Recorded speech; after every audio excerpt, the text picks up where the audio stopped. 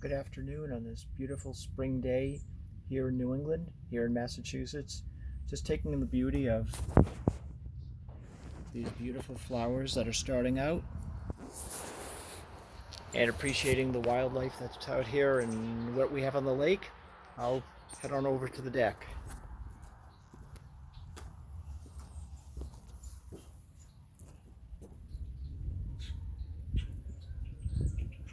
We've got some ducks swimming in the water.